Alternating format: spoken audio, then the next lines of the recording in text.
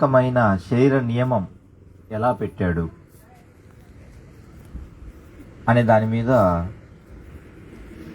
దేవుని యొక్క వాక్యం ఏమని చెప్తుంది అనే దాన్ని మీతో షేర్ చేసుకుంటాను. బైబిల్ని ఫాస్ట్గా చదివే వాళ్ళ హెల్ప్ చేయాల్సిందిగా కోరుచున్నాను. ఓకే, మత్తయి సువార్త 2:2 వచనాన్ని చదవలసిందిగా రిక్వెస్ట్ చేస్తున్నాను. యూదుల రాజుగా పుట్టినవాడు ఎక్కడనున్నాడు? చాలు తమ్ముడు. యూదుల రాజుగా పుట్టినవాడు ఎక్కడున్నాడు? ఈ వచనాన్ని ఎక్కువగా మనం క్రిస్మస్ టైంలో చూస్తూ ఉంటాం. బట్ ఇక్కడ ఈ సందర్భంలో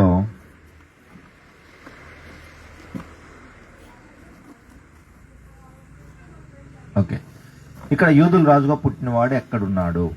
ఇక్కడ దేవుడు తనను తాను రాజుగా చెప్పుకుంటున్నాడు కదా, రాజుగా చెప్పుకుంటున్నాడు.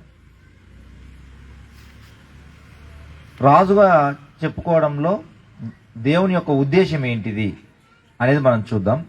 మత్తయి సువార్త 4:23.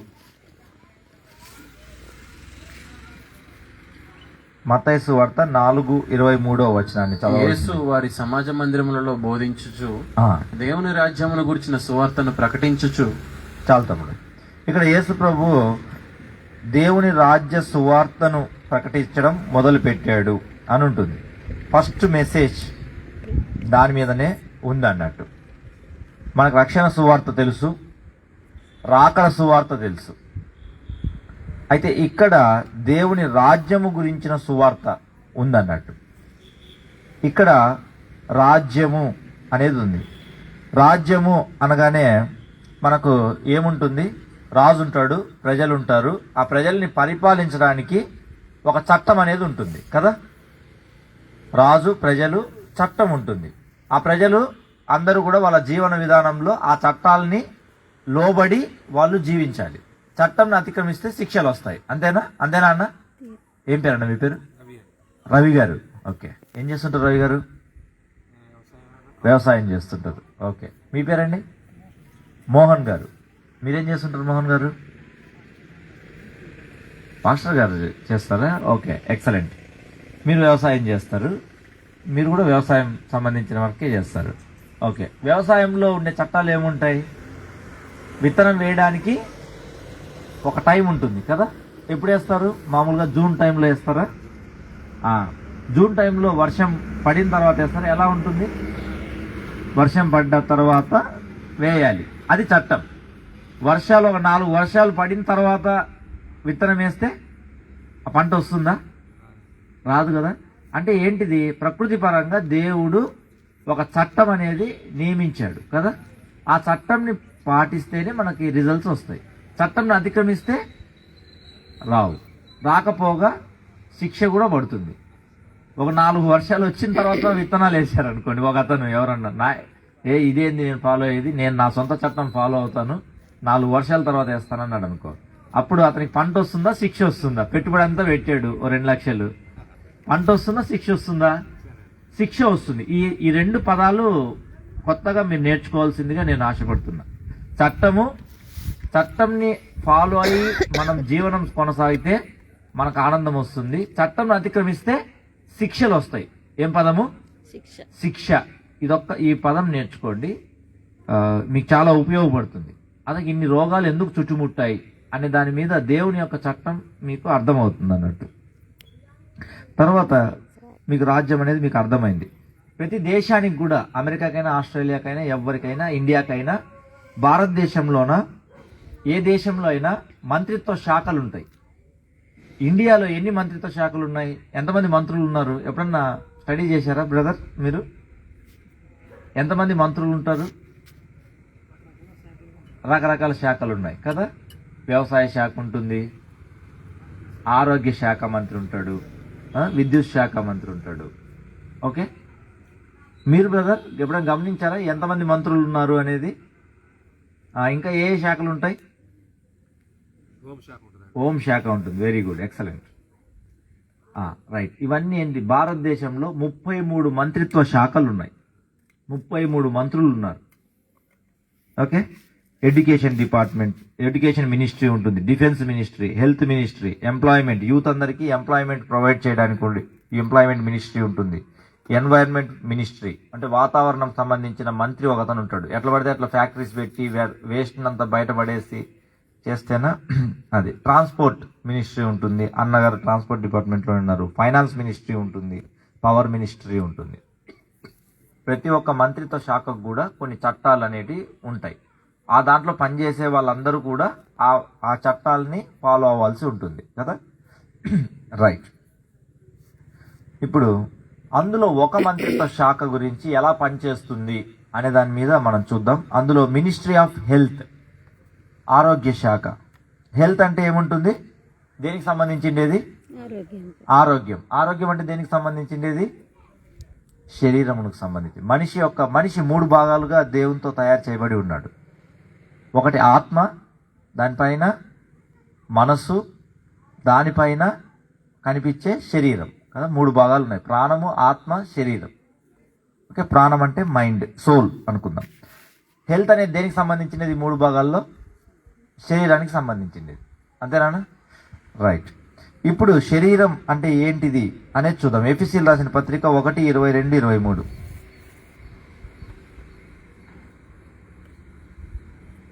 మరియు సమస్తమును ఆయన పాదముల క్రింద ఉంచి, తిమోతి.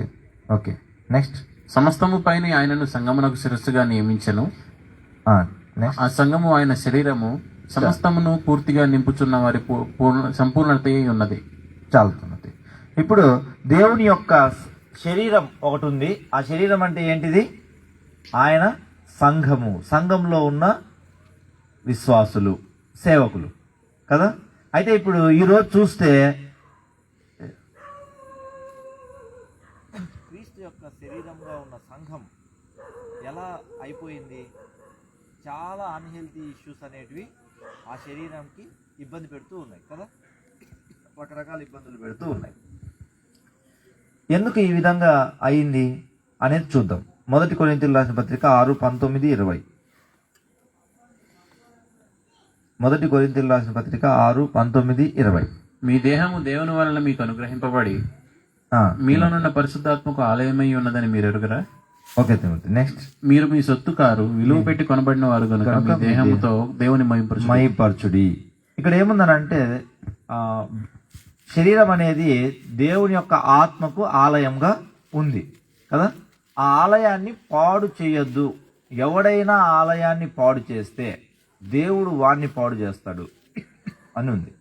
పాత నిబంధనలో అయితే మందిరం ఎక్కడుండేది? ఇజ్రాయెల్ దేశానికి సెంటర్లోన సొలొమోను కట్టిన మందిరం ఉండేది. ఆ దేశం అంతా కూడా, దేశంలో ఉండే విశ్వాసులు అందరూ కూడా పండుగలకి అక్కడ సెంటర్ ప్లేస్కి వచ్చేవాళ్ళు కదా. ఇప్పుడు కొత్త నిబంధనకు వచ్చేసరికి పాత నిబంధనలు ఉన్న దేవుడు, కొత్త నిబంధనకు వచ్చేసరికి యేసుప్రభు అయ్యాడు. యేసుప్రభు అందరి పాపాల కోసం చనిపోయిన తర్వాత తిరిగి లేచి పరలోకానికి వెళ్ళి ఆరోహణం అయిపోయి మళ్ళీ జీవమునిచ్చు ఆత్మగా మారి ఎందరైతే యేసుప్రభు నామాన్ని అంగీకరించారో వాళ్ళ లోపలికి మళ్ళీ ఆత్మస్వరూపిగా ప్రవేశించి పండు తిన్నప్పుడు మనిషి లోపల చనిపోయిన ఆత్మను ఈ జీవమునిచ్చు ఆత్మ లోపలికి వెళ్ళి ఆ చచ్చిపోయిన ఆత్మను మళ్ళీ బ్రతికించి జీవింపచేస్తూ వచ్చింది. చనిపోయిన దాన్ని మళ్ళీ బ్రతికించింది కాబట్టి దేవుని యొక్క ఆత్మ దాన్నే పునర్జన్మ అన్నారు. పునర్జన్మ అంటే ఏంది? రెండోసారి జన్మించడం. ఒకసారి చచ్చిపోయింది, పండు తిన్నప్పుడు చనిపోయింది ఆదాంలో, మళ్ళీ దాన్ని రీబర్త్ జరగడం జరిగింది. ఇప్పుడు దేవుని ఆత్మ, యేసుప్రభు ఆత్మరూపిగా మారి బాప్తిజం తీసుకున్నప్పుడు మనిషి లోపలికి వచ్చాడు. వచ్చిన తర్వాత ఆ ఆత్మ నివసించే దేవాలయం ఏదైంది? కొత్త నిబంధనకు వచ్చేసరికి మనిషి యొక్క శరీరమే ఆత్మ సంబంధమైన మందిరంగా మారిపోయింది అన్నట్టు. అంతేనా? ఎవరైనా దేవుని యొక్క మందిరంలో ఉండే పిల్లర్స్ని పడగొడతారా? పడగొట్టరు కదా. మరి ఇప్పుడు దేవుని యొక్క ఆత్మ సంబంధమైన మందిరంగా ఉండే శరీరాలు ఏమైపోయినాయి? చాలా క్షీణించిపోతున్నాయి కదా. 40 సంవత్సరాలు దేవుని సంఘంలో 40 సంవత్సరాలు దాటిన వాళ్ళని మనం చూసుకుంటే, 100 మందిని తీసుకుంటే అన్ని చర్చెస్లో ఉండే వాళ్ళని, అక్కడ కొంతమంది అక్కడ కొంతమందిని, 80% కంటే ఎక్కువ మంది విశ్వాసుల్లో సేవకుల్లో గ్యాస్ట్రిక్ ప్రాబ్లం ఉంది. అవునా కదా? ఉందా? గ్యాస్ట్రిక్ అనేది వచ్చి శరీరంలో ఉండే శరీరాన్ని పాడు చేస్తూ ఉంది, ఆత్మ సంబంధమైన మందిరాన్ని పాడు చేస్తూ ఉంది. అవునా కదా? అంతేనా? అయిపోయిందన్న, జస్ట్ ఒక 5 minutesలో కంప్లీట్ చేస్తాను. చాలా టైర్డ్ అయిపోయి ఉన్నారు మీరు, అలసిపోయి వచ్చారు. 60% కంటే ఎక్కువ మంది డయాబెటిక్ లేదా ప్రీ డయాబెటిక్లో ఉన్నారు. 55% కంటే ఎక్కువ మంది బీపీతో సఫర్ అవుతున్నారు. 70% కంటే ఎక్కువ మంది థైరాయిడ్తో సఫర్ అవుతున్నారు. పాస్టర్ గారు థైరాయిడ్ ఇష్యూస్, థైరాయిడ్ కానీ సరిగా పని చేయలేకపోతారు. 60% ఎక్కువ మంది వాళ్ళు మోకాల నొప్పులతో సఫర్ అవుతున్నారు. అవునా కదా? అంతేనా? రైట్. మరి ఈ ఆత్మ సంబంధంగా ఉన్న మందిరాన్ని ఎవరు పాడు చేశారు? మనిషే పాడు చేసుకుంటున్నాడా, లేకుంటే సాతాను పాడు చేస్తుందా? ఏమంటారు అలా? సాతాను పాడు చేస్తుంది. వెరీ గుడ్, బాగా చెప్తారు. మీ అభిప్రాయం, మీరు ఏం చెప్పినా కరెక్టే. మీరంతా మీ అభిప్రాయం? మనమే పాడు చేస్తున్నాం. Okay, right, correct. మీరు మీ అభిప్రాయం? రైట్, రెండు కలిపి ఉంటాయి. మీ అభిప్రాయం చేస్తాం మనమే పాడు చేస్తాం. Okay, right, excellent. నేను తిమోతి, ఓకే, వెరీ గుడ్. అందరు కూడా డిఫరెంట్ ఒపీనియన్, అందరి ఒపీనియన్స్ చెప్పారు. మీ అందరికి కరెక్టే. బట్ ఈరోజు మీకు ఇంకొక పాయింట్ని, స్పిరిచువల్ ట్రూత్ని మీకు ఇంకొక దాన్ని యాడ్ చేస్తా. మత్తయి సువార్తల్లో మీరు చూసుకుంటే ప్రభు చాలా స్వస్థతలు చేశాడు, చాలా రోగాలకు స్వస్థతలు చేశాడు కదా? అవునా కదా? అయితే అందులో ఒక చోట ఏమని రాసిందనంటే రోగము విడిచిపోయెను అని ఉంటుంది యేసు ప్రభు ప్రార్థన చేసిన తర్వాత. ఓకే, ఇంకొక చోట రోగంతో ఉన్న వ్యక్తి వచ్చినప్పుడు ప్రార్థన చేస్తే దయ్యము విడిచిపోయెను అని ఉంటుంది. అంటే ఇక్కడ సాతానుతోటి కూడా రోగం అనేది ఎంటర్ అవుతుంది, మామూలుగా కూడా రోగం ఎంటర్ అవుతుంది. రెండు రకాలుగా శరీరం డిస్టర్బ్ అవుతుంది. ఓకే, ఏది ఎప్పుడు అనేది మనకు తెలియాలంటే ఎట్లా? వచ్చిన రోగం, ఇప్పుడు ఇబ్బంది పెడుతున్న హెల్త్ ఇష్యూ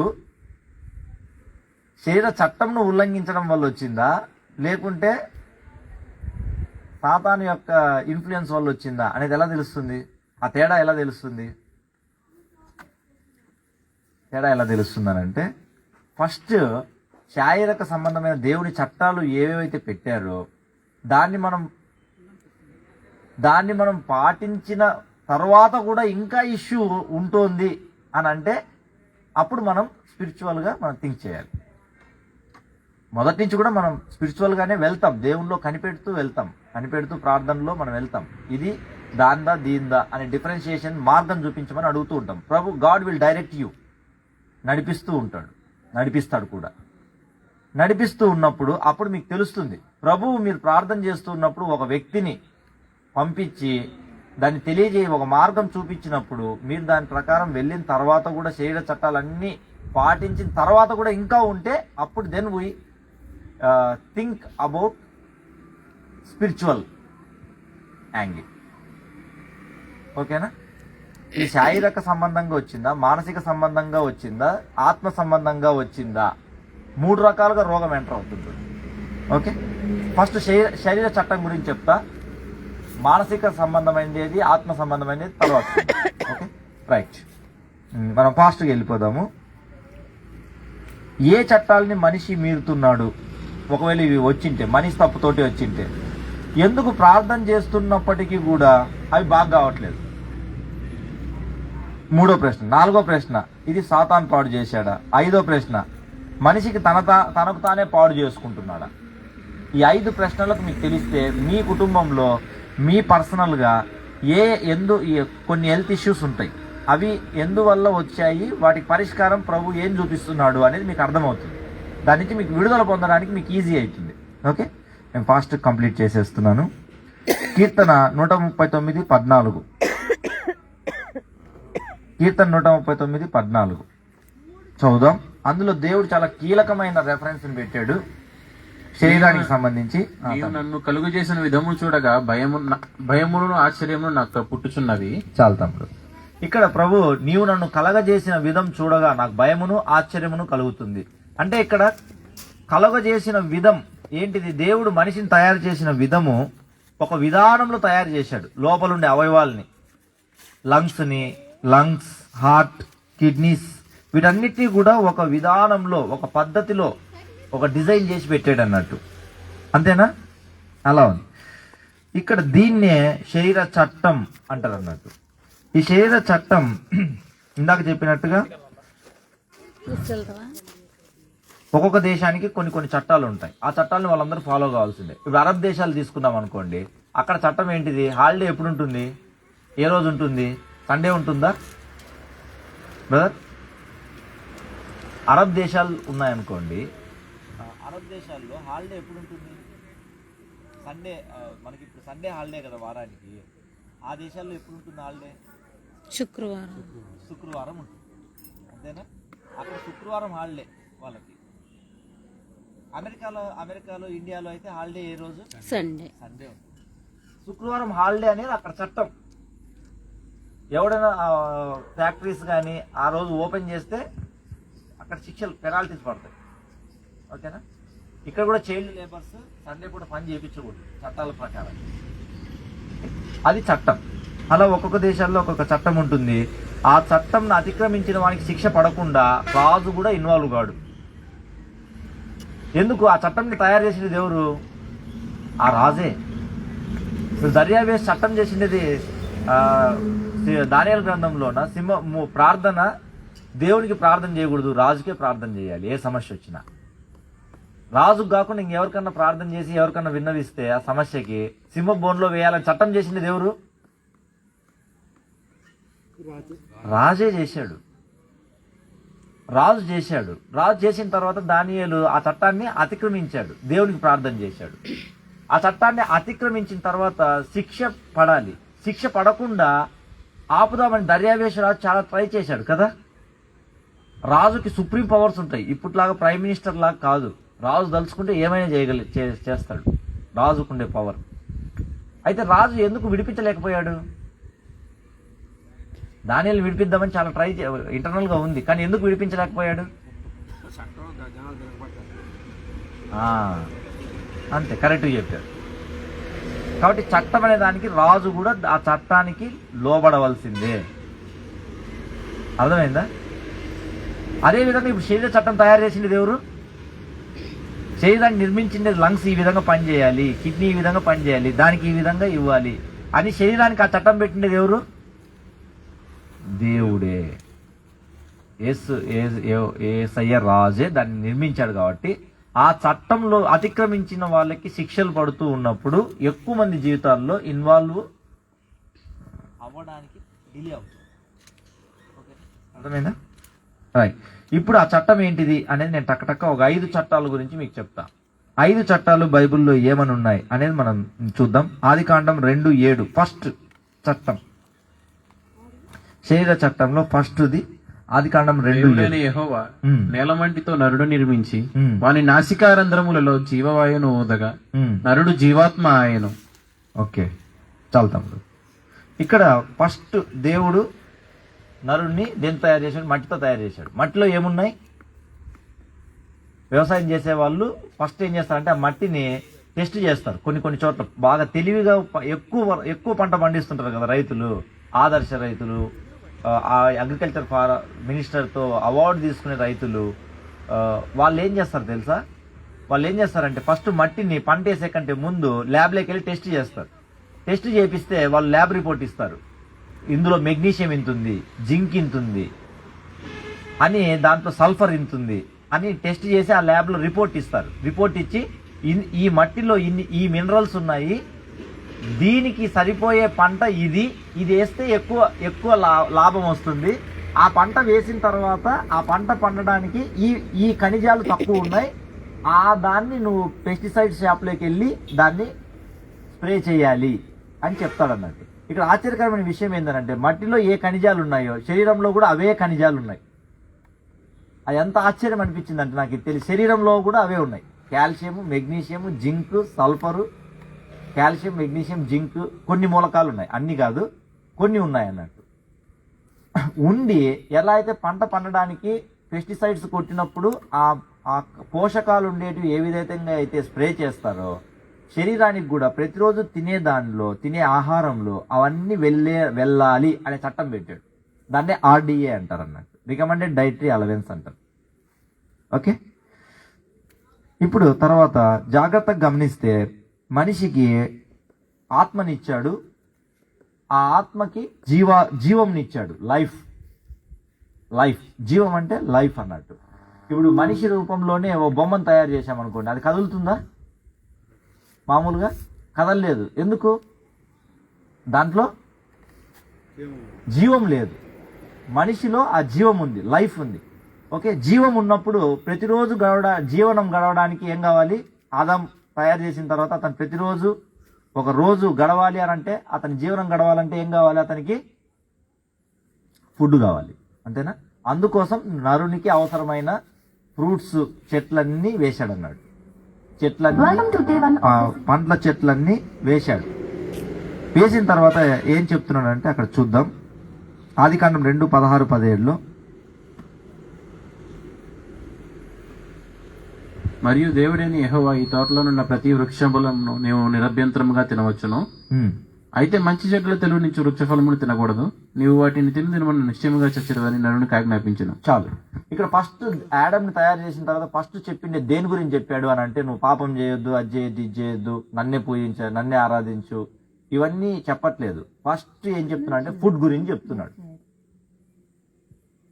ఫుడ్ గురించి చెప్తున్నాడు. నువ్వు ఈ ఫ్రూట్స్ తిను, ఇది తినద్దు.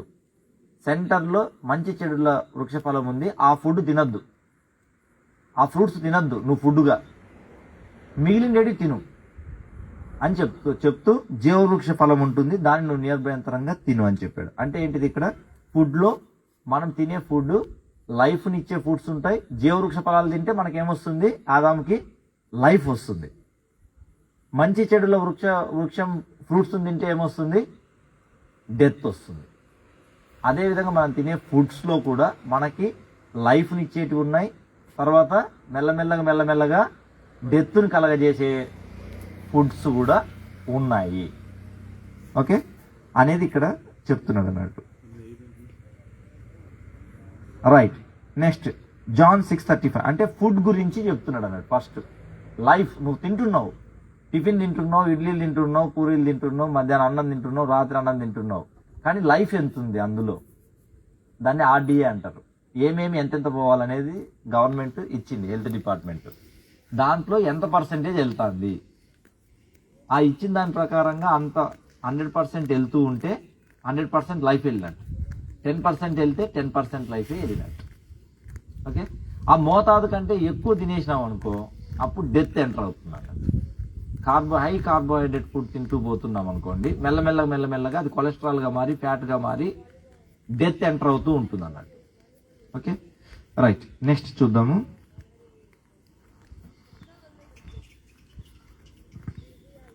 John 6:35 అందుకు యేసు వారితో ఇట్లా, నేను జీవాహారము నేనే, నా యొద్దకు వచ్చేవాడు ఏమాత్రము ఆకలిగొనడు. చాలు. ఇక్కడ ఏమంటాడంటే, ఇంతకుముందు ఒక సందేహం ఉండేది. యేసుప్రభు ఒక సందర్భంలో ఏమన్నాడంటే, జీవాహారం నేనే, నా శరీరం తిని నా రక్తం తాగువాడు నిత్య జీవం గలవాడు అని చెప్పినప్పుడు చాలా మంది శిష్యులు, అక్కడ వెంబడించే శిష్యులు వెనక్కి వెళ్ళిపోయారంట. ఇదేంటి మనిషి శరీరాన్ని తినమని చెప్తున్నాడు అని. కానీ ఇక్కడ ఏంటిదనంటే, అసలు నేనే లైఫ్ రా బాబు, దేవుని దగ్గర నుంచి వచ్చిన లైఫ్ నేను, నన్ను భుజించండి అని చెప్తున్నాడు అన్నట్టు. తింటున్న ఆహారంలో కూడా లైఫ్ అనేది ఉందో లేదని చెక్ చేసుకోవాలి. ఎందుకు లైఫ్ ఉండదు అని అంటేనా, ఫైబర్ ప్రోటీన్ లేకపోకుండా హై కార్బోహైడ్రేట్ తిన్నప్పుడు దాంట్లో లైఫ్ ఉండదు. మీరు 10 గంటలకి 10 ఇడ్లీలు తిన్నా 11 గంటలకు మళ్ళీ ఆకలి అయిపోతుంది. ఓకే, నెక్స్ట్ ప్రకటన గ్రంథం 22:2 ఆ పట్టణపు రాజవీధి మధ్యను ప్రవహించుట ఆ దూత నాకు చూపెను. ఆ నది యొక్క ఈవలను ఆవులను జీవవృక్షములను, అది నెలకు ఫలించు 12 కాపులు కాయును. ఆ వృక్షం యొక్క ఆకులు జనములను స్వస్థపరచుటగా వినియోగించును. చాలుతుంది. ఇక చూడండి, ప్రకటన గ్రంథం 22:2 జీవవృక్ష ఫలములు అనే ఫుడ్ గురించే మళ్ళీ అక్కడ కూడా ఉంది పరలోకంలో. అంటే ఇక్కడ చూడండి, దేవుడు చాలా స్పష్టమైన విజన్ తోటి స్టార్టింగ్ ఎండింగ్ ని క్లైమాక్స్ని పెట్టాడు అన్నట్టు. ఆది కాండంలో జీవవృక్ష ఫలంతో మొదలు పెట్టాడు, ఎండింగ్ కూడా దేంతో ఎండ్ అవుతుంది? జీవవృక్షంతోనే ఎండ్ అవుతుంది. సెంటర్లో వచ్చిన యేసు ప్రభు కూడా ఏమంటున్నాడు? జీవమును నేనే అని చెప్తున్నాడు అన్నట్టు. ఓకే, ఇది ఫస్ట్ది ఫుడ్ లా అంటారు దీన్ని, ఫుడ్ లా. నెక్స్ట్ సెకండ్ది బాడీ లా. బాడీ లాలో సెకండ్ది వాటర్ లా అంటారు. ఈ వాటర్ లా అంటే ఏంటిది అనేది చూద్దాం. ఆదికాండం 1:9-10. ఆదికాండం 1:9-10. దేవుడు ఆకాశము కిందనున్న జలంలో ఒక చోటనే కూర్చోబడి ఆరిన నేల కనుమరుగా అతని పలుకగా ఆ ప్రకారం ఆయన దేవుడు ఆరిన నేలకు భూమి అని పేరు పెట్టిన, జలరాశికి ఆయన సముద్రంలోని పేరు పెట్టిన, అది దేవుడు మంచిది అని చూశాను. చాలు, ఇక్కడ మంచిది అని దేవుడు చూశాడు. ఏం చూశాడంటే వాటర్ని, భూమి మీద భూమిని రెండింటిని సపరేట్ చేశాడు. సపరేట్ చేసి ఇది మంచిది అన్నాడు. ఆ మంచిది అంటే ఏంటిదంటే ఇప్పుడు భూమి మీద వాటర్ ఎంత పర్సెంటేజ్ ఉంది? 90%. ఎస్, ఆల్మోస్ట్ అంతే. 75% ఉంది. 75% వాటర్ ఉంది, 25% మాత్రమే భూమి ఉంది. అదేవిధంగా బాడీలో కూడా ఏముంది? 75% వాటర్ ఉంది, 25% మాత్రమే ఫ్లెష్ ఉంది. హార్ట్ తీసుకున్నా, లంగ్స్ తీసుకున్నా, ఏది తీసుకున్నా అందులో వాటర్ కంటెంటే ఎక్కువ ఉంటుంది. అంటే ఒక రోజులో మనం తీసుకునే దాంట్లో ఫుడ్ మీద కంటే దృష్టి దేని మీద ఎక్కువ పెట్టాలి? వాటర్ మీద ఎక్కువ పెట్టాలి అని దాని అర్థం. ఆ రేషియో మంచిది అని దేవుడు చూశాడు. Okay, right. 3, రోజుకు 4 లీటర్లు వెయిట్ని బట్టి 1 kg బరువు ఉన్న శరీరానికి 60 ml నీళ్లు తీసుకోవాలి అనే చట్టం ఉందన్నాడు. 60 ml water 1 kg బరువుకి. 60 kg, for example 50 kgs ఉన్నారనుకోండి, 50 kg బరువు ఉన్నారనుకోండి, కేజీకి 60 ml చొప్పున 5 6 30, 3 లీటర్స్ నీళ్ళు తీసుకోవాలి. 3 బాటిల్స్ అయిపోగొట్టాలి. కానీ ఇప్పటి వరకు ఎన్ని తాగుతున్నారు రోజుకి? నేను గమనించిన దాంట్లో, చూసిన దాంట్లో పాస్టర్స్ రోజులో 1/2 బాటిల్ కూడా తాగట్లేదు. మోర్ దాన్ 90% మంది పాస్టర్స్ నేను స్టడీ చేసిన వాళ్ళలో 1/2 బాటిల్ నీళ్ళు కూడా తాగట్లేదు. ఎందుకో చెప్పమంటారా? లెక్క పెట్టుకున్నారన్నా? నిన్న ఎన్ని బాటిల్స్ తాగించారు మీరు? లెక్క ఉందా? గ్లాసులతో అప్పుడప్పుడు తాగుతున్నారా? 3 లీటర్లు తాగుతున్నారా? Very good, excellent. ఈజీ తాగుతారు అంటే ఇప్పటి నుంచి తాగుతున్నారా? 10 సంవత్సరాల నుంచి అన్ని తాగుతున్నారు?